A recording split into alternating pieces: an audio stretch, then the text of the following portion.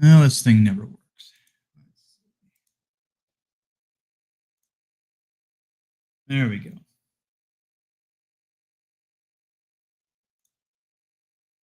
Alrighty.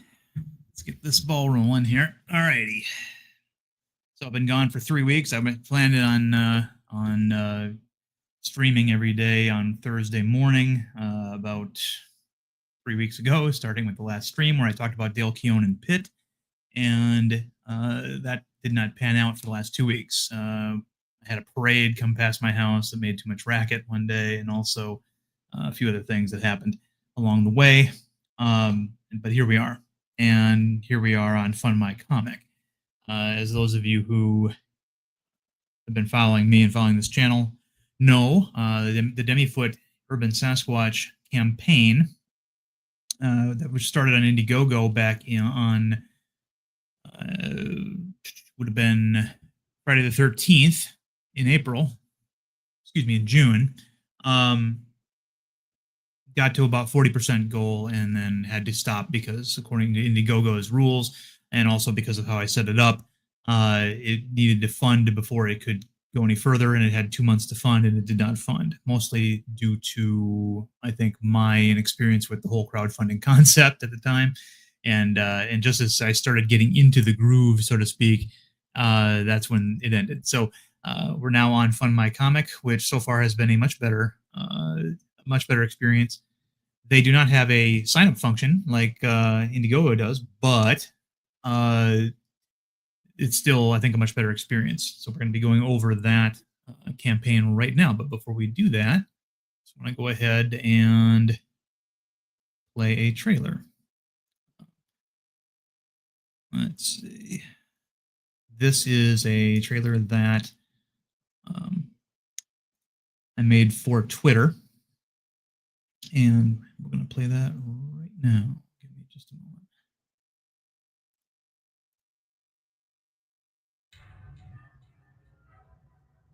911, what are you reporting? We got someone or something crawling around out here. Did you see what it was? Was it a person or an animal, or? I can't tell. All I know is that my central light came on and I just happened to glimpse and see this thing running across the yard. A good-sized man or something. Looks like a man. I don't know what it was, just that it ran across the yard. Okay. You've had problems in the neighborhood before? Yeah, my dog was killed here just recently. I don't know what it was. Whatever it is, it's running. I couldn't catch it if I was going to chase it. But whatever it was standing up. I'm out here looking through the window now and I don't see anything. I don't want to go outside. Jesus Christ, you better... Sure. See up! Hello? Get somebody out here. What's going on now, sir? That son of a bitch is about 6'9", I don't know. Do you see him now, sir? Yes, I'm looking right at him. Uh-oh. Okay, hang on. He's right... Is he in your yard, sir? Yeah, God, he's big. Okay, what's he doing in your yard? He's looking at me. Oh, and the guy is on foot. I don't know what... It's a big... real big person. That's all I can say. Okay, but it is a person. Yeah, I'd say it was a person, somebody really big. But he's all in black. Is he a black male or a white male? Did you actually see whether, or was he just wearing black? He's all black and he's big. He is big.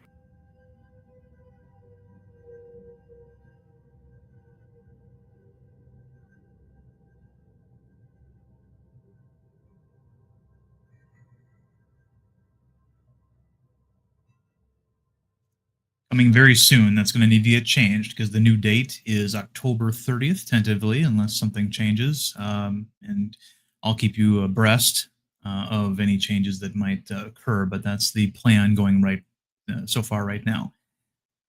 All right, let's talk a little bit about DEMI-FOOT here. Bring up that here again. Keep in mind, I am not as versed in the workings of StreamYards as I probably should be, but we're going anyway. There we go. All right. So, and by the way, anybody in the chat who is maybe watching, please let me know if I sound okay. If I sound, like, if I trail off or anything like that. Sometimes that happens. I've got some settings on my microphone that when I turn my head away from the mic, it kind of trails off a little bit. I'll probably need to get a different kind of mic here eventually, just so that I can look at two different screens at the same time without fading out. But okay, here we are. The DEMI-FOOT campaign. We have a trailer here, and I'll play that here in a moment. But this is a campaign that has been approved rather, but has not started yet. So you can look at this page if you want to. If you can find it on Indigo. Fund My Comic. Let's take a look at this now. A couple of things that I want to say. First of all, I may be getting a sign up. I don't know. If not, if you signed up for the Indiegogo campaign, don't worry. I have your email. I'll add you to the new list. So since you did express interest, some changes here. I was talked into providing a digital tier at $8. And you can thank Laura Calcaterra for that. A mutual friend of ours arranged for a meeting, and she basically read me the riot act for not having a digital tier. I am not a fan of digital media at all. I prefer comic books to be on paper. I think that's their native format. But I have to concede to the idea that not everybody is like me. So we are offering a digital tier, a DRM-free version of DEMI-FOOT Urban Sasquatch #1, which you can back for $8. Just like with the Indiegogo campaign, the 24-page comic is $15 plus shipping. Then we start having bundles here. So the Jumbo Javelin trading card, which features one of the first images that John Dillard ever did of the character, where he's ripping the engine out of a AMC Javelin. That's going to be offered as a jumbo trading card. So that tier is $20 plus shipping. The T-shirt bundle, which includes everything I previously talked about, in terms, from the 24-page comic, the jumbo trading card, and a T-shirt. That's $40 plus shipping. We are offering again the lunchbox. The design is subject to change, but it'll generally look like what you see here. It's made out of 100% pure metal, except for the handle. And that is offered for $60. Once again, you do get a copy of the comic book and the jumbo trading card and the T-shirt with it. It'll be nice to ship because we can pack most of that stuff right in the lunchbox with it. And so that should be a fun treat to open. Then we have our immortalization tier for $75. Now this is for somebody who wants everything I've just talked about, the physical comic, the card, the T-shirt, lunchbox, and they want their name to go on the back cover, immortalized, as they say, on the back cover. That's $75 tier. And then we're once again going to be offering the cameo bundle tier, which is the previous bundles plus an appearance by your likeness in the comic. So for those 3 people that we have that we're offering that to who take it, we'll need, of course, a picture of you in order to be able to create your likeness, and you will be either a news anchor, you might be a hobo, a bum, homeless person, I guess is probably the politically correct thing to say, but I'm not one of those politically correct people. And then there's also a veteran that is also going to be featured. So those are the cast members, the castings for that. Now, something we didn't offer on the previous campaign is a retailer bundle where you get essentially 5 copies of the comic for the price of 4. And of course, shipping will be different for that, so it'll be more economical. We also have a new collector's bundle where you get 3 copies, 1 to read, 1 to save, and 1 potentially to sell on eBay if you want. So, and that's the primary deal there is with shipping. You'll get the same shipping as if you purchase just 1 copy. But yes, so be on the lookout for this. This is just a preview of the campaign. It hasn't started yet. Once again, it has not started yet. This will happen on October 30th. Much of the same art from the Indiegogo campaign. I have included some black and white shots, of course, that John Dillard of Dillard Draws and of the Buckler, and most recently Mighty Golden Patriot has done for me. And I think his artwork, it just everything he does, the next thing he does is always better, and he gets better and better with every job he takes. And so I definitely want to see more of him drawing this character. He loves drawing this character, and it shows. So we have another. We have more images of the T-shirt there and the box, and so that's what I wanted to talk about initially. Let's go ahead and play the trailer as I talk to myself as if I have a staff who takes my instructions. Just a moment here.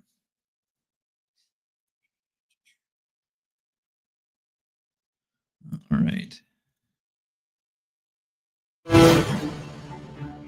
Ooh.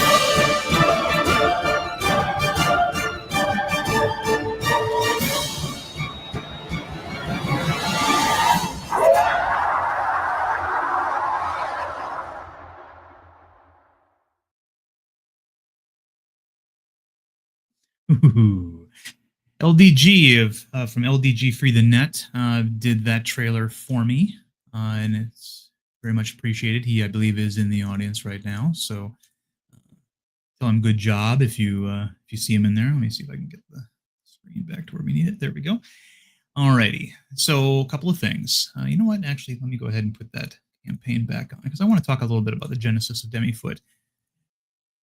Originally, well, let's start at the beginning. I've been an enthusiast of cryptids and Sasquatch in particular for many, many years, probably since I was very small when in the middle of the 70s, there was an episode of The $6 Million Man that featured this monster Bigfoot. Now, the version on the show was different. It wasn't an actual cryptid. It was one of those sort of the truth behind the myth kind of explanations for what Bigfoot was. And of course, the sin that the $6 Million Man TV show did was that it pretended as if everybody who has ever seen a Bigfoot was actually seeing the same creature. You know, there's not just one Bigfoot. There's quite a few. And there's sightings in all 50 states. Well, excuse me, 49 of our 50 states. Hawaii doesn't get any sightings, but they got their own shit over there. And in the episode, Andre the Giant played Sasquatch, who turned out to be a robot that was being used or created by some aliens who looked human, by the way. The aliens had crashed, thousands of years on Earth, and they were repairing their spaceship, and they needed like a scarecrow, like something to keep the natives away from them while they repaired it in secret. And so that was the monster they created that spawned all the legends of Sasquatch. Now, obviously I'm going with a very different take here, but generally speaking, that's what kind of set off my fascination with that particular legend and monster. So the story that eventually became DEMI-FOOT Urban Sasquatch began where I was going to be just writing a story about a rogue male Sasquatch that wanders into a city's park and doesn't go away. And I started writing it, and there was something missing. I felt like, well, this is basically Harry and the Hendersons. I mean, just with some edginess to it. I don't want to do that. I wanted to do something a little more unique.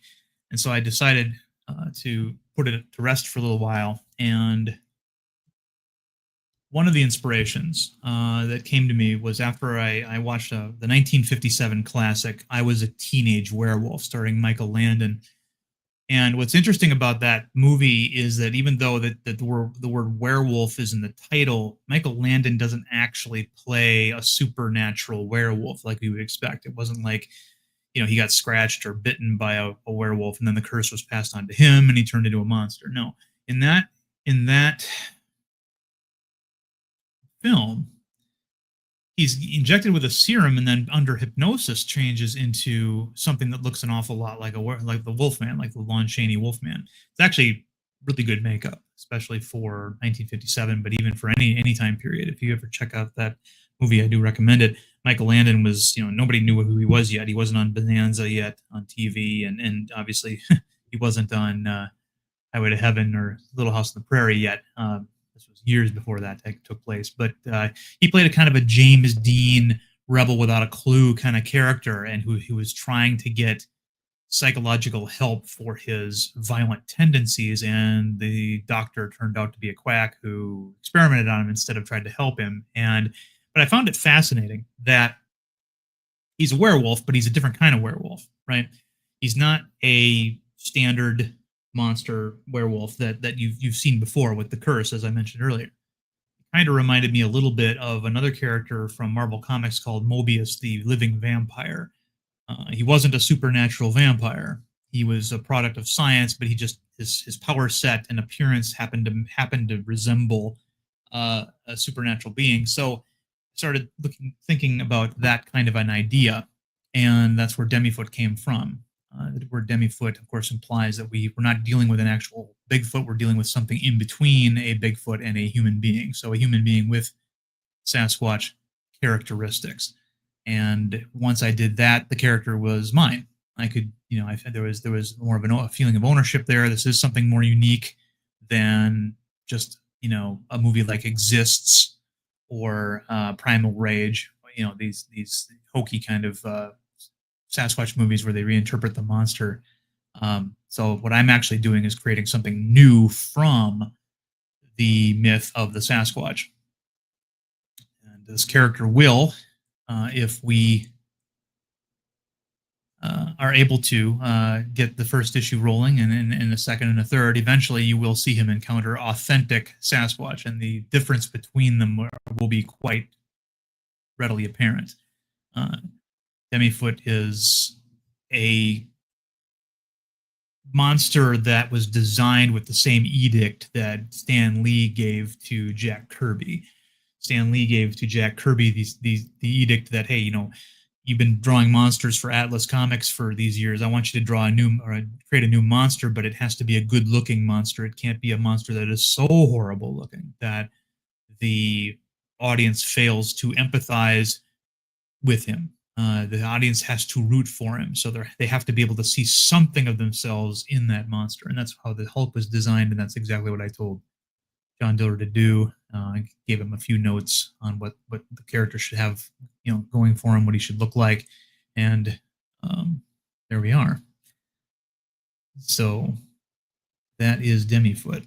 Now let's see. We only got 3 people watching right now, which was what I expected. Hopefully, we'll pick up more as time goes on, as the stream goes forward. I don't have a lot for you today, to be honest. This is more of an impromptu stream. I probably should have planned ahead a little bit.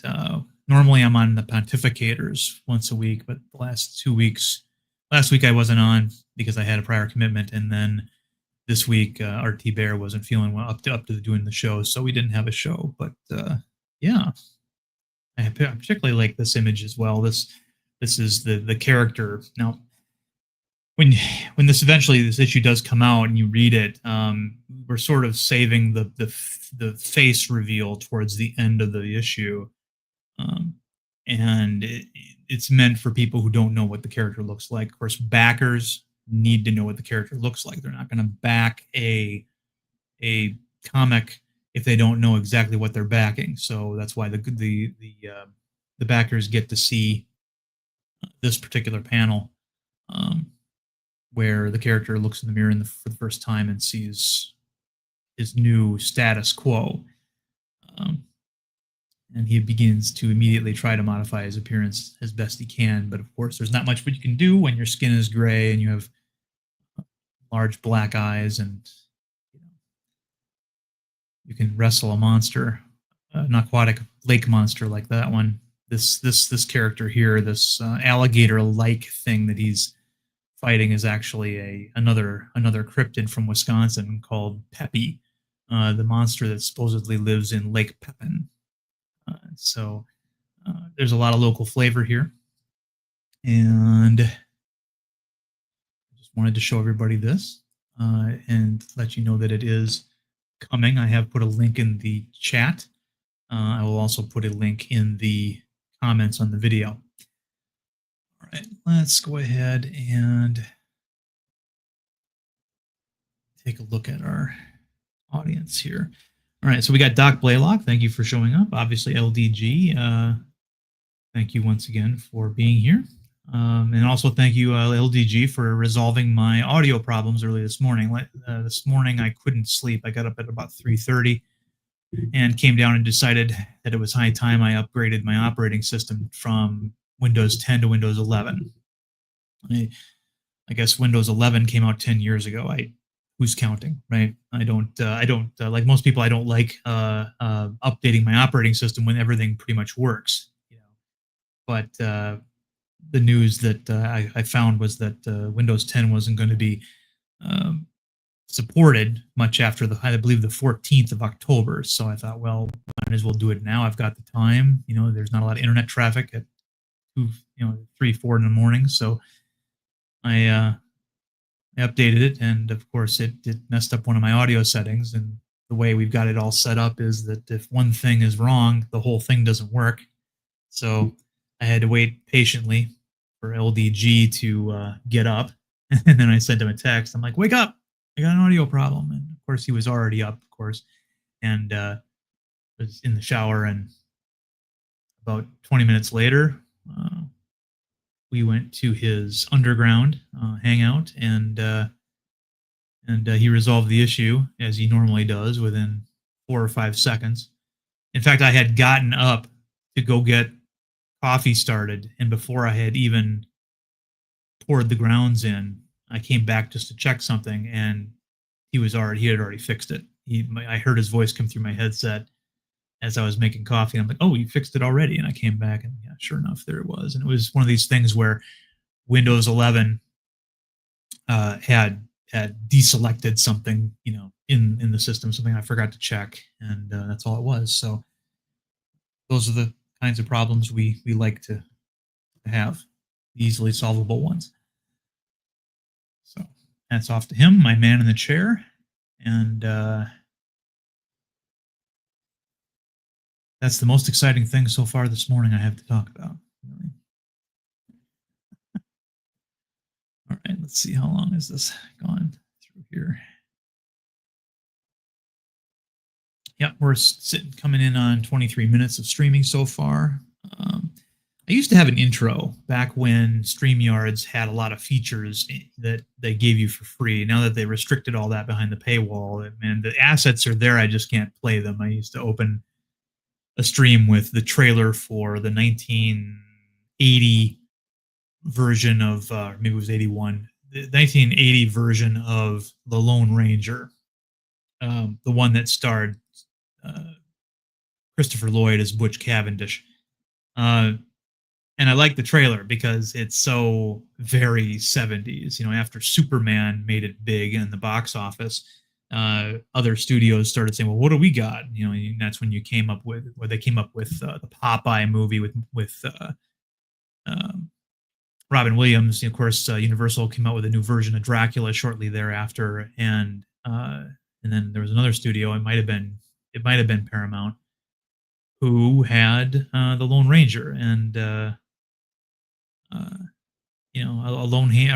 Lone Ranger with a 70s haircut, and a Native American companion who I don't think was Native American, but that's Hollywood still.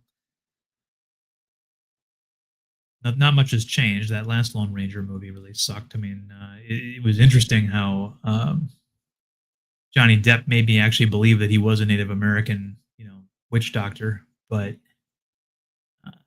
the selling point of your Lone Ranger movie should be the Lone Ranger, and Armie Hammer just, that was at a time when they kept trying to push him down our throats. It's like, this guy is a star, watch him. And then we're like, no, we don't want to watch him. No.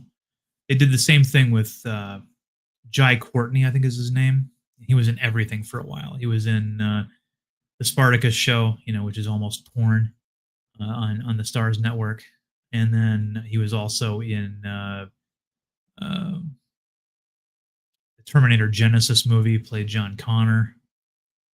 No, he didn't play John Connor. He played Reese. he played Reese, the guy who comes back in time to save Sarah Connor and finds out that Sarah Connor doesn't need saving, is actually a tougher soldier than he is, because that was the era that movie came out in, subverting male expectation role models.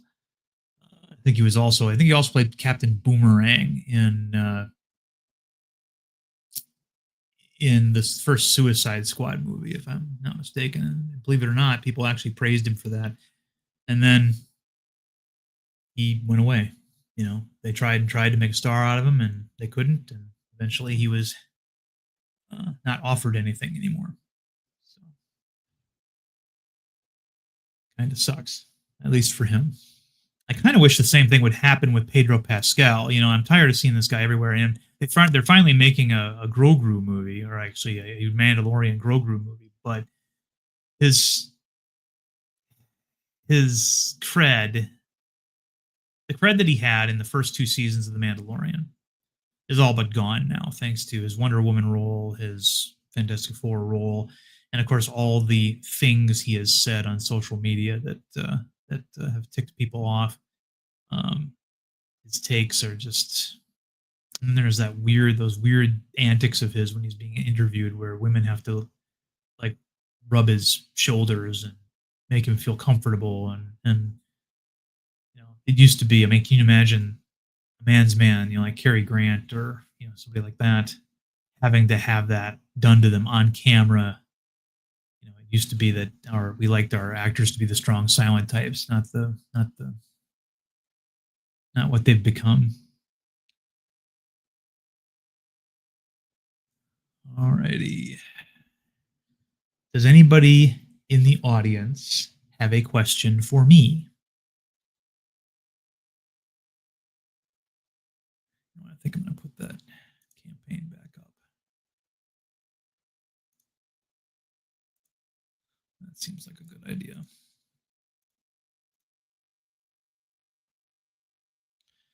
Once again, it has not started yet. It won't start until tentatively the 30th. I just wanted to give everybody a look at the page. Mike Vasquez. I know, right? Pascal is weird with his female co-stars. Yeah, he's weird all around. I mean, maybe that's why he didn't stick up for Gina Carano when she got in trouble with the mass media for her little, meme that she posted about totalitarianism, and showed, likening the left-wing internet mob to the Nazis. I mean, there's more of a connection there than a lot of people think. Yeah, maybe she didn't rub him down before interviews or something, and then he didn't feel an emotional connection to try to defend her or whatnot. I don't know. The guy, I was not pleased with his casting of for Reed Richards at all. And of course, the guy I wanted was John Hamm. I've said this before in other streams. I think that first of all, we know that he can play a man from the 1960s. He proved that in Mad Men, and let's see here. So, for example, instead of Pedro, we could have gotten. Let's see.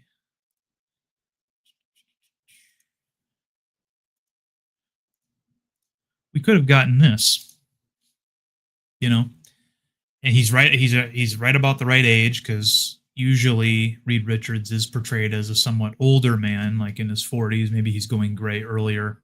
They wouldn't have to necessarily do that. This obviously isn't a comic book accurate costume, but we could have gotten this, and it would have been great. He would have been able to play a man from that era convincingly. He wouldn't be playing Don Draper, of course. I wouldn't want John Hamm to just be Don Draper in a blue outfit, but he could have pulled it off. But again, I don't know if he would have taken the job, but if he had taken the job, it would have been. He would have nailed it. He wouldn't even have to say anything. He's one of those guys who could walk into the room and just be Reed Richards without even opening his mouth. He could just sell it with looks on his face. I mean, Reed Richards is supposed to be a scientist anyway, a man of science, whatever you want to call it, and those people don't do as much talking as they do listening anyway. So, yeah, that would have been my choice. Another choice that would have worked for me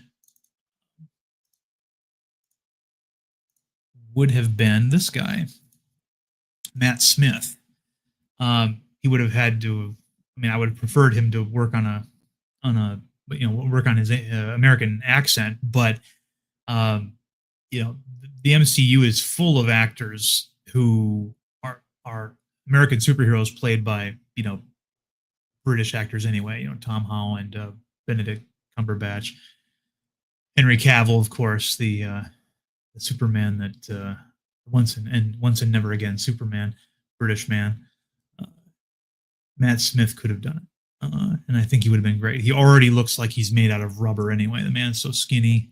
I think he's filled out a little bit. I guess he's on this sequel to Game of Thrones that I haven't watched because I don't watch that stuff. But yeah, he could have done it as well. But that. All right, so I've been on now for about 30 minutes. Nice short stream. These will get longer as time goes on, as I'll have more people tuning in. We don't really tune in anymore, do we? We don't have an actual antenna tuner that we use. But I will use it anyway because it's still a valid term to use for it. Tuning in. So I'll give you guys updates on the DEMI-FOOT Urban Sasquatch campaign as they happen, weekly or more than weekly, and we're going to get this one funded. I have a very good feeling about this version of the campaign versus the older one. The older one was, it failed mostly because of I'm not quite the carnival barker that I need to be, and I'm working on that. Hopefully I will be able to grow into that role sooner rather than later. But for now, I want to thank everybody for having been here for these 32 minutes of me bloviating and muttering and turning my head away from the microphone and trailing off. But I'll get better at this as well. So thank you once again for being here. Thank you.